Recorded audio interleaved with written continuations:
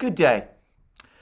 Just before I begin this video, a quick reminder that if you are watching any of the videos from any of our three channels, that's to say the Duran, Alexander Mercouris or Alex Christoforou on Rumble, then if you go to the top of the video, you will see a red maroon button.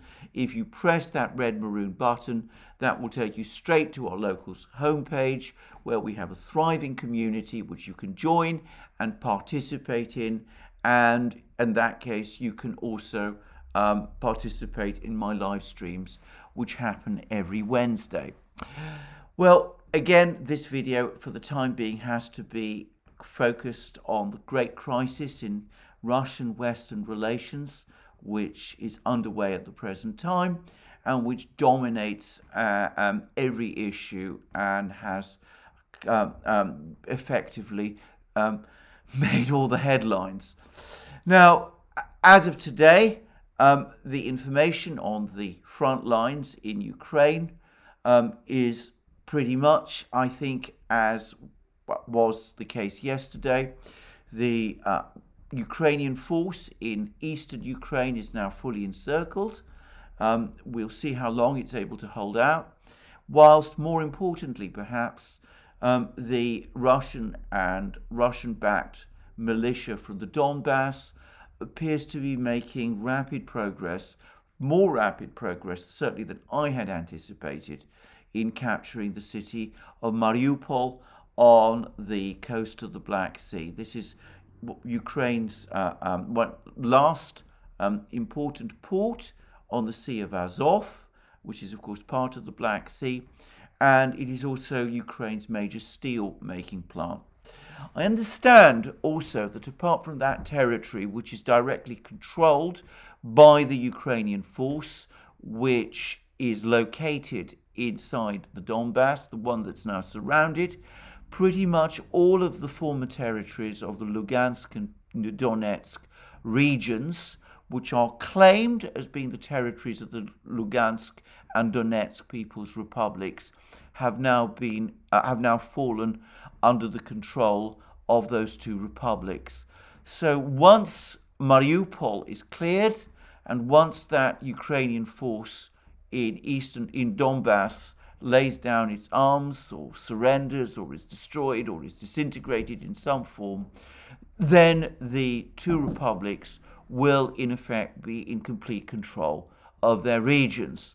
That's perhaps an important thing to say, because when the Russian operation began, one of its purposes was to achieve the control of these regions by those two republics. However, alongside the military operations, there is the diplomacy. And the event which took place today was the meeting between the Russian Foreign Minister Lavrov and the Ukrainian Foreign Minister Kuleba in Turkey. Now, the meeting lasted 90 minutes, which is relatively short. That suggests that there was no substantive negotiation. It seems that the Ukrainians came up with some kind of plan for Ukrainian neutrality, but Lavrov was unimpressed and rejected it. And I think that with the Russian military intensifying its control of eastern Ukraine and apparently steadily and incrementally tightening its control of Kiev, well, it's looking increasingly plausible that the Russians feel no particular incentive to compromise on any of the demands that they have made. And certainly Lavrov's comments after the meeting in a press conference he gave came across to me as being completely uncompromising. I think the Russians think that it's only now a question of time before the Ukrainians either come to terms on the demands that the Russians are making, or when the forces in eastern Ukraine, the Ukrainian forces in eastern Ukraine, in Mariupol and in Donbass are finally defeated, that the Russians will be in an even stronger position to dictate terms, which terms might be even tougher than the ones they've made up to now. Anyway, that seems to me to be a summary of the political military situation. But perhaps more interesting has been certain other developments. Firstly, we've had a comment from Josep Borrell, the European External, the European Commission, the European High Representative, I should say, for External Relations. He is the person who claims essentially to be, or it has the role, if you like, of being the quasi-foreign minister of the European Union. Note, by the way, that he is not in contact with the Russians. The Russians talk to the Germans and the French. Putin's had more conversations with Macron and Scholz. They don't talk to Borrell, a fact which I think he finds extremely frustrating. But anyway, Borrell has now spoken, and he's essentially confirmed that sanctions are, to all intents and purposes now, maxed out. He admitted that there are no further financial sanctions that the EU can realistically impose that are going to make any important difference to the Russian economy. And the impression I got from my reading of his words is that the EU isn't really looking to any further action, at least for the time being, to restrict oil and gas sales. The EU has come up with an extraordinary utopian plan to wean itself off Russian energy imports within a year. I don't think there is a single technical expert who remotely thinks that's possible. But anyway, perhaps more important is that Borrell has now essentially admitted that in sanctions terms, the EU is maxed out. And it was noticeable that after all the shock and awe of the last 2 weeks, the hope perhaps that the sanctions that were announced would lead to a catastrophic collapse of the Russian economy, a breakdown in its financial system, a collapse in its banks, bank runs, all those sort of things. Now that that hasn't happened, at least not for the moment, that Borrell is now once again saying that the most important of the sanctions is the restrictions on technology exports, which supposedly are going to lock the Russian economy into permanent obsolescence. This was, or so it seems to me, the original sanctions plan.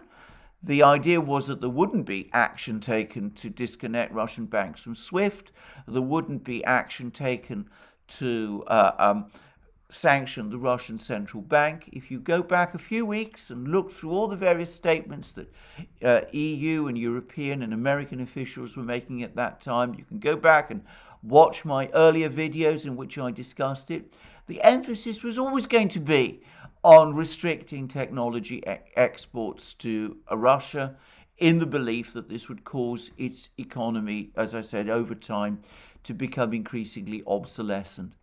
Somehow, at some point, someone decided otherwise, and we saw instead this lurch towards this decision to sanction the central bank, de-SWIFT some Russian banks, though far from all of them. Only around 30% of the Russian banking system is actually disconnected from SWIFT. All, I think, intended to trigger a bank run in Russia, but with that bank run so far having failed to occur, the Europeans and the Americans are quietly reverting to their original plan of locking the Russian economy into long-term obsolescence. I think the last throw was the attempt in the United States to stop Russian oil imports. I think all those rumors have caused so much chaos to world energy markets, have caused energy and oil prices to surge to such an extent that even the Europeans are now becoming increasingly alarmed about their implications. And I think that at some point over the next few days or weeks, we're going to start hearing quiet assurances given by European officials to European oil and traders that in fact there is no possibility of sanctions being placed on the Russian oil industry. Whether those oil traders believe that, whether they will, at least in the short term, start to deal in Russian oil in order to try to get the turbulence in world energy markets under control, well, that is another matter.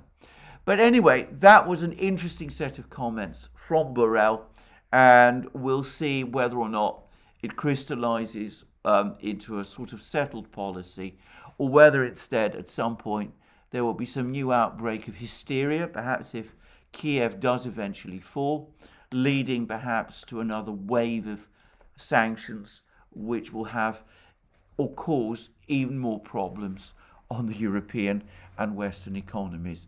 On the last point, I should say that I read one report, and I want to stress it's only one report, but it suggested that the shock to the European economy, at least, from the sanctions, the backlash from the sanctions, could be as great as that from the recent pandemic. Now, if that's indeed the case, well, we're in for a very, very hard ride in Europe. And of course, it could be a much more difficult shock to overcome than the shock from the pandemic. But I'm not going to say that that's definitely the case, because I don't think anybody for the moment knows. Anyway, the interesting comments from Borrell.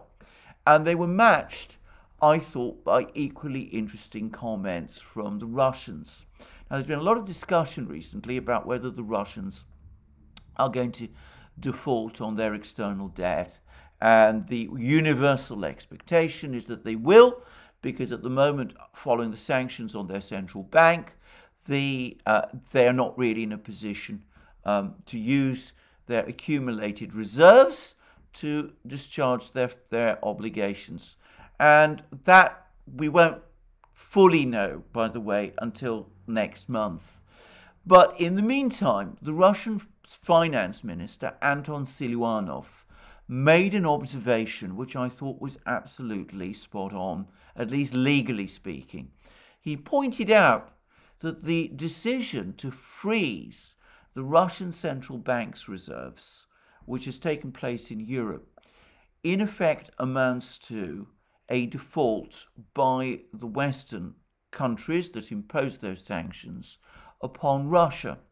And that's absolutely correct. If you put your money in a bank and that bank refuses to allow you to withdraw it, then the bank is defaulting on its obligations to you. If you hold money in a bank, then the bank, legally speaking, owes you that money and must repay it on demand.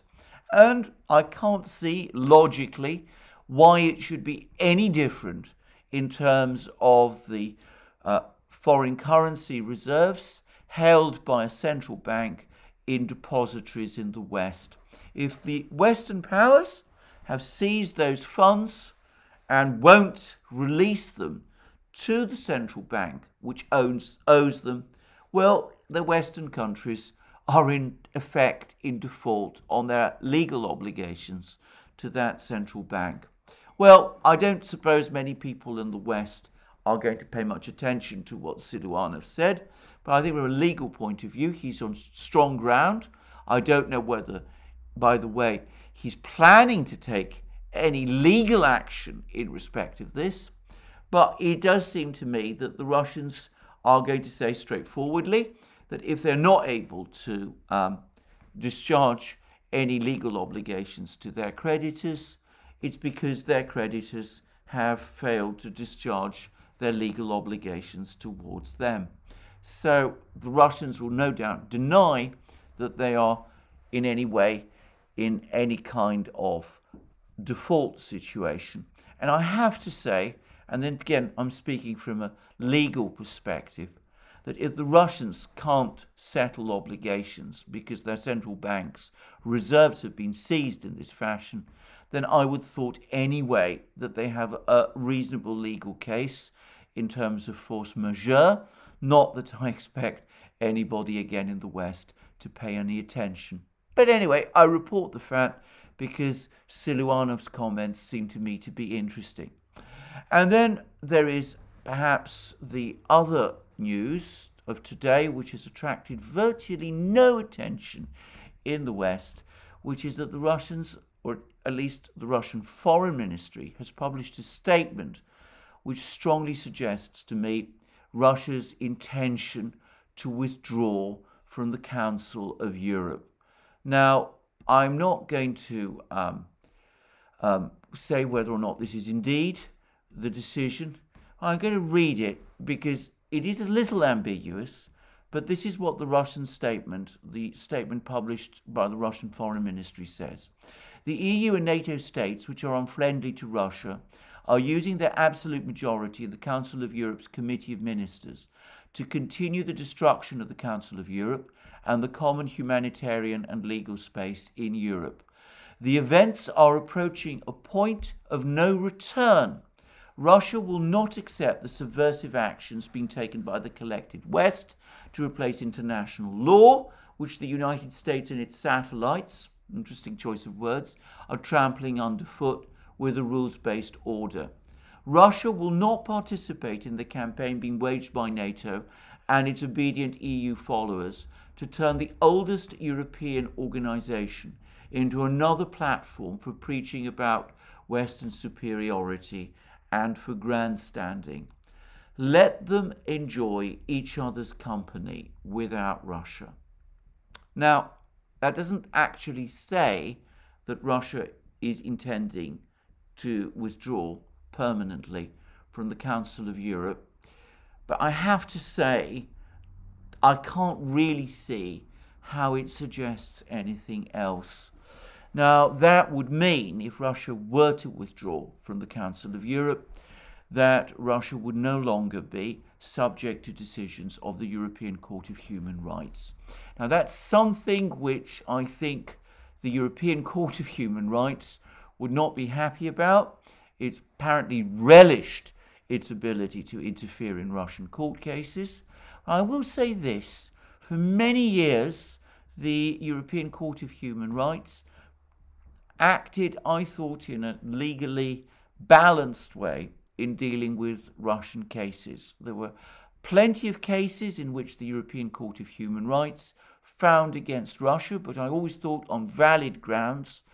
And on overall, I thought that most of its decisions were fair and right and actually helped the Russians improve their legal system.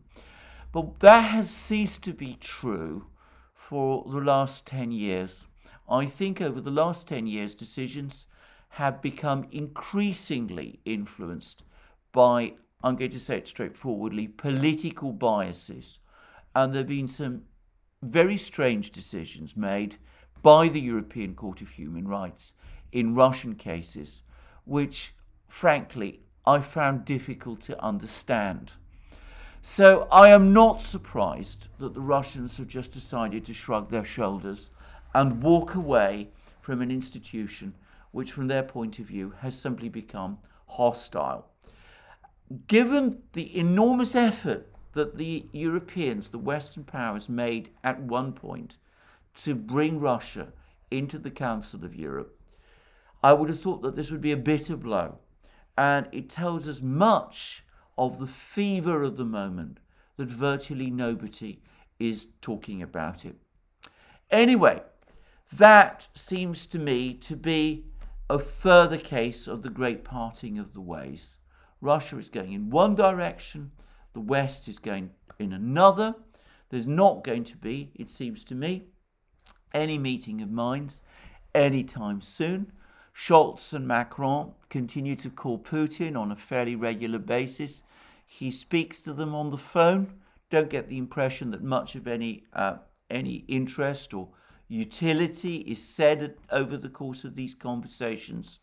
I think that one way or the other, the disengagement of these two blocs is going to accelerate.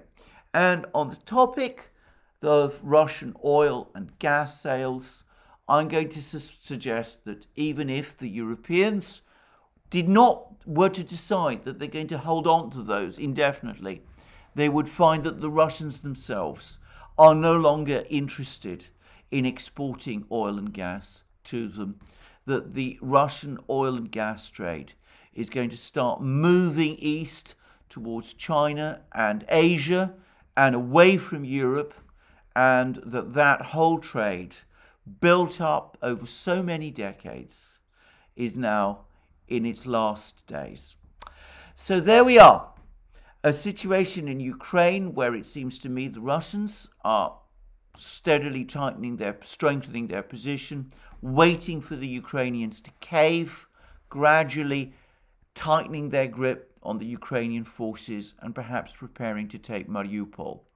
And at the same time, I ought to have perhaps added keeping humanitarian corridors in the big East Ukrainian cities still open in anticipation of the day when the Ukrainian army also withdraws from these cities, which I am sure the Russians believe it eventually will do. But at the same time, an admission from Josep Borrell that the EU is now essentially sanctions maxed, that there's little further that it can realistically do, and action by the Russians to sever one of the most important links to the West, to Europe, which was set up after the end of the Cold War. I spoke in my last video about how Russia and the West is returning to the Cold War formula of peaceful coexistence. And it seems to me that with the events of today, we've taken another giant step in that direction. Thank you again for joining me. Remember what I said at the start of the program, you can join us on Rumble and on Locals and of course on other platforms. You can support our work via Patreon and Subscribestar. You can support us also by going to our shop and buying the great things that we have there. And last but not least, you can support us by subscribing to this channel and by pressing the like button for this video. Thank you for joining me again today.